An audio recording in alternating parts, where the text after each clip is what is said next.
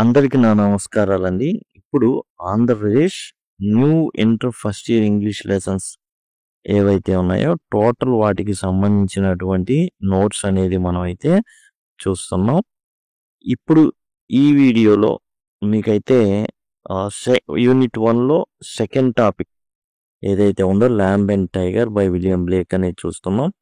ఈ ప్లేలిస్ట్లో మీకు ప్రతి లైన్ ఎక్స్ప్లెయిన్ చేయబడినటువంటి వీడియోస్ ఉన్నాయి, సమరీస్ ఉన్నాయి, అట్లానే క్వశ్చన్స్కి ఆన్సర్స్ ఉన్నాయి. అండ్ యాక్చువల్గా ఏంటంటే 4 మార్కులకి 150 పదాల్లో ఆన్సర్స్ రాయాల్సి ఉంటుంది. అది మనం ఈ వీడియోలో చూస్తాం. ఈ వీడియోలో William Blake the lamb and the tiger అనేది మనం అయితే చూస్తున్నాం. ఇక్కడ వచ్చేసి మొట్టమొదట మనం చూసుకున్నట్లయితే ద ల్యాంబ్ అంటే గొర్రె పిల్ల అనమాట. గొర్రె అంటాం కదా, అది అనమాట గొర్రె. విలియం బ్లేక్ రాసినటువంటి ద ల్యాంబ్లో అంత ప్రత్యేకత ఏముంది అది మనం ఇప్పుడు చూద్దాం. విలియం బ్లేక్ 1757 నుంచి 1827 1757లో జన్మించడం జరిగింది. 1827లో మరణించడం అయితే జరిగింది. Was an English poet, painter and print maker. ఈయన వచ్చేసి కవి అండ్ పెయింటర్ కూడా. ప్రింట్స్ అచ్చు ఏవైతే ఉన్నాయో అవి అంటే నకలు యాజ్ టీజ్గా ఓ బొమ్మ ఉంటే దాన్ని వేసి ఇవ్వడం అట్లాంటివి ఉండేది. Although unknown during his life time he is now considered a key figure in romantic age art and literature. యాక్చువల్గా ఈయన బ్రతుకున్నప్పుడు ఎవరికి తెలీదు, కానీ తర్వాత ఇతన్ని రొమాంటిక్ ఏజ్లో ఒక గొప్ప వ్యక్తిగా భావించడం జరిగింది. Blake's works are symbolic and imaginative. ఇవి ఏంటంటే అన్ని సింబల్స్తో కూడి ఉంటాయి అండ్ ఊహాకల్పనలకి ఎక్కువ ఆస్కారం అయితే ఉంది. In 1783 Blake's first collection of poems Poetical Sketches was printed. Poetical Sketches అనేది ఆయన రాసినటువంటి మొట్టమొదటి కలెక్షన్ ఆఫ్ పోయమ్స్ అనమాట. అంటే ఆయన రాసినటువంటి పోయమ్స్ ఏవైతే ఉన్నాయో అవన్నీ కూడా ఓ చోట ఉంచారు. His notable works are Songs of Innocence, Songs of Experience, Marriage of Heaven and Hell, The Four Zoos, Jerusalem, Milton. ఇవి ఇంపార్టెంట్ ఆయన రాసినటువంటి. జనరల్గా మనం ల్యాంబ్ అడిగినా లేదా మనకు వచ్చేసి టైగర్ అడిగినా కానీ ఇదే రాయాల్సి ఉంటుంది. రైటర్ గురించి రాయమన్నా కానీ ఇదే రాయాల్సి ఉంటుంది. ఇక ల్యాంబ్ ఈ గొర్రె గురించి ఏం రాశాడు ఏంటి అంటే, Lamb by William Blake is a poem where a child talks to a little lamb. ఓ చిన్న పిల్లోడు ఉంటాడు, ఏం చేస్తాడంటే తాను ఈ గొర్రెతో మాట్లాడుతుంటాడు, ల్యాంబ్తో గొర్రె పిల్లతో మాట్లాడుతుంటాడు అనమాట. ఆస్క్స్ హూ మేడ్ ఇట్, నువ్వు చేసింది ఎవరు? The child wonders who gave the lamb its soft wool, sweet voice and peaceful life in the meadow. ఈ చిన్న పిల్లవాడు అడుగుతున్నాడు అనమాట ఆ గొర్రె పిల్లని, అసలు నిన్ను ఎవరు తయారు చేశారు? ఈ మెత్తటి ఉనిని ఎవరిచ్చారు? ఈ అద్భుతమైన వాయిస్ని నీకు ఎవరిచ్చారు? అండ్ పచ్చిక బయల్లో ప్రశాంతంగా జీవించే బ్రతుకుని నీకు ఎవరిచ్చారు? Then the child himself answers the question. అయితే పిల్లోడే చెప్పేస్తున్నాడు దానికి సమాధానం కూడా. He says that God created the lamb. దేవుడే ఈ గొర్రె పిల్లని తయారు చేశాడు. The poem connects the lamb to Jesus. ఇక్కడ ఏంటంటే ఆ గొర్రె పిల్ల ఎవరంటే జీసస్ క్రైస్ట్ అనమాట. Who is also called lamb of God. దేవుని గొర్రెపిల్లగా ఆయనకి పేరుంది. Because he was gentle and kind. ఆయన చాలా సౌమ్యుడు, దయ కలిగిన వాడు కాబట్టి ఆయన్ని ల్యాంబ్ ఆఫ్ గాడ్ అనేది పిలవడం జరుగుతుంది. The poem celebrates innocence, kindness and God's love for all living things. ఇదేంటంటే అమాయకత్వం, దయ కలిగి ఉండడం, దేవుని ప్రేమ, ఇవన్నీ కూడా ఈ ల్యాంబ్ ద్వారా తెలుస్తూ ఉంటాయి. In the end, the child blesses the lamb, showing love and care for nature. And గొర్రె పిల్లని దీవిస్తాడనమాట ఈ పిల్లోడు. ఎందుకంటే మరి ప్రకృతి యాక్చువల్గా ఈ రొమాంటిక్ పోయిట్స్ ఎవరైతే మనం రొమాంటిక్ ఏజ్ అని చెప్పుకున్నామో ఆ రొమాంటిక్ ఏజ్లో టోటల్గా ఈ రొమాంటిక్ ఏజ్లో ఏంటంటే టోటల్గా యాక్చువల్గా ఈ ప్రకృతి వీటిని ఎక్కువగా వీటితో మమే కావడం, మనిషి ఏంటంటే మళ్ళీ నేచర్ వైపు గో బ్యాక్ టు నేచర్, ఇట్లాంటివి ఎక్కువగా నినాదాలని ఈ రొమాంటిక్ ఏజ్లో అయితే జరిగినాయి అనమాట. నేచర్ పోయిట్స్ అనేవాళ్ళు రావడం అయితే జరిగింది. ఇక విలియం బ్లేక్ టైగర్ ఉంటుంది. ఈ టైగర్‌లో కూడా ఏంటంటే సేమ్ మనం యాజ్ ఇట్ ఈజ్‌గా రాయాల్సి ఉంటుంది. వేటి గురించి అంటే ఈ రైటర్ గురించి మనం యాజ్ ఇట్ ఈజ్‌గా తీసుకోవాలి. విలియం బ్లేక్ ఏవైతే ఉన్నారో, ల్యాంబ్ ఏదైతే అదిగోండి ఇది రాసాం కదా! యాజ్ ఇట్ ఈజ్‌గా మనం ఇక్కడ కూడా రాయాల్సి ఉంటుంది రైటర్ గురించి. ఇక టైగర్ గురించి ఏంటి చూద్దాం.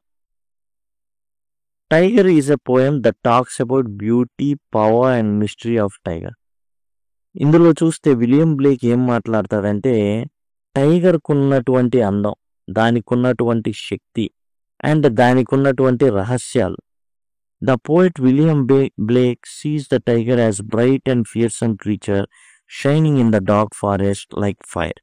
విలియం బ్లేక్ ఏంటంటే ఆ టైగర్ని ఎలా చూస్తాడంటే చాలా ప్రకాశవంతంగా ఒక భయంకరమైన జీవిగా, ఎందుకంటే ఆ నల్లటి కారడవిలో కూడా ఏం కనబడినటువంటి చీకట్లో కూడా అది ఎలా ఉంటుంది, ఎల్లో కలర్లో ఉంటుంది, మెరుస్తున్నట్టుగా అనిపిస్తున్నట. He wonders who could have made such a strong and dangerous animal.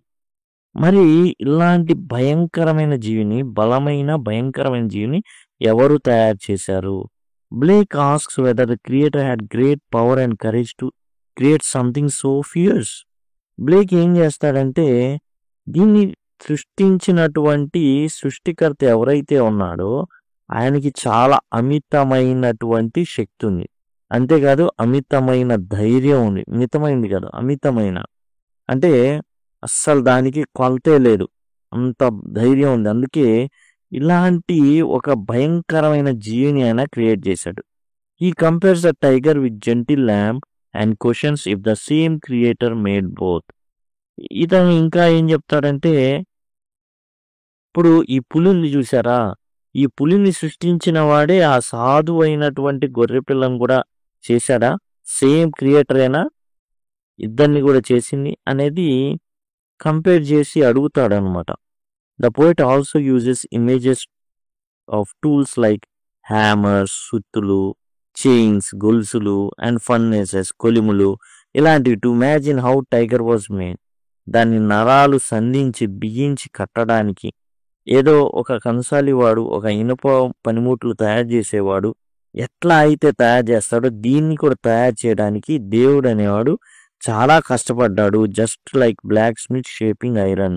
ఐరన్ని ఎట్లా అయితే వంచడానికి కొలిమి అనేది ఉపయోగిస్తారు. కొలిమిలో నిప్పు ఉంటుంది, దాంతో ఏం చేస్తారంటే టోటల్గా వాటిని కాల్చి బెండ్ ఎలా చేయాలో, వంచాలంటే వంచుతారు, షేప్ తయారు చేస్తారు.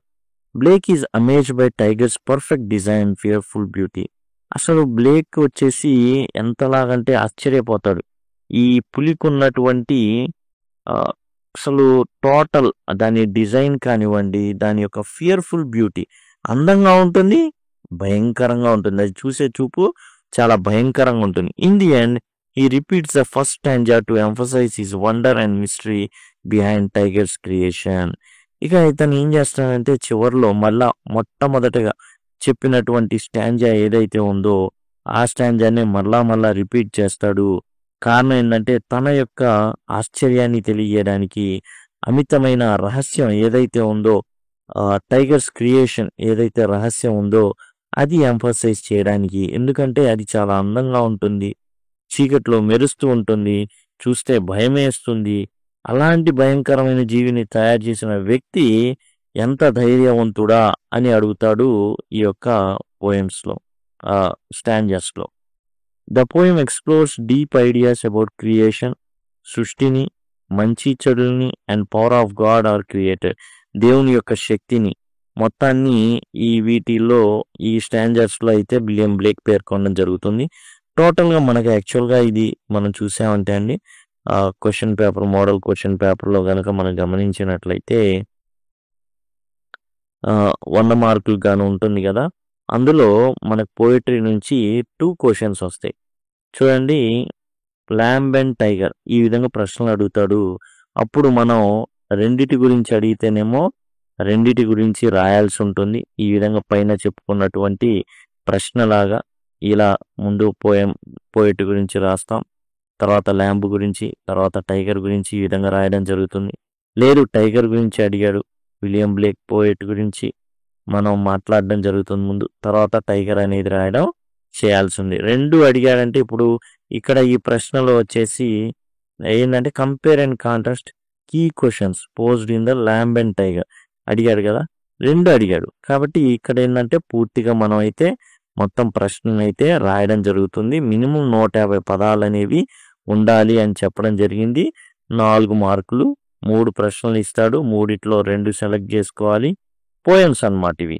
మనకి 3 ప్రోజ్లో 3 ఉన్నాయి, 3 పోయిట్రీలో 3 ఉన్నాయి. కాబట్టి వాటికి సంబంధించి మనకు వచ్చేసి ప్రోజ్ నుంచి 2 ప్రశ్నలు 2 4 8లు, అలానే పోయిటరీ నుంచి 2 4 8లు. ఇది 4 మార్కుల ప్రశ్న అన్నమాట. కాబట్టి ఈ విధంగా అయితే ఉండడం జరుగుతుంది. ఒకవేళ మీకు ఈ చెప్పే విధానం గనక మీకు గనక నచ్చినట్లయితే మీరు పర్చేస్ చేసుకోవచ్చు. ఈ టోటల్ ఏవైతే 9 లెసన్లు ఉన్నాయో 9 లెసన్లకి సంబంధించినటువంటి నోట్స్ అనేది మీరు పర్చేస్ చేయొచ్చు. ఈ యొక్క వీడియోలో మీరు డిస్క్రిప్షన్ ఏదైతే టైటిల్ ఉంటుంది, ఇట్లా టైటిల్ ఉంటుంది కదా, ఏదైతే ల్యాంబ్ అండ్ టైగర్ వచ్చేసి నోట్స్ ఇన్ తెలుగు అనేసి దాన్ని క్లిక్ చేస్తే మీకు డిస్క్రిప్షన్ అనేది ఓపెన్ అవుతుంది. అదిగోండి ఈ విధంగా డిస్క్రిప్షన్ అనేది ఓపెన్ అవుతుంది. ఇక్కడ మీకు చూడండి ఆల్ లెసన్స్ నోట్స్ అనేది ఇక్కడ మీకు కనబడడం జరుగుతుంది. అక్కడ ఇది కనుక క్లిక్ చేసినట్లయితే మీకు డిఫరెంట్ ఇట్లా డిఫరెంట్ పేజ్లో ఈ విధంగా ఓపెన్ అవుతుంది. అక్కడ నుంచి పర్చేస్ చేయొచ్చు. లింక్ అనేది మీకు మెయిల్కి వస్తుంది. కాబట్టి మెయిల్ అడ్రస్ అనేది జాగ్రత్తగా ఇవ్వండి. Thanks a lot.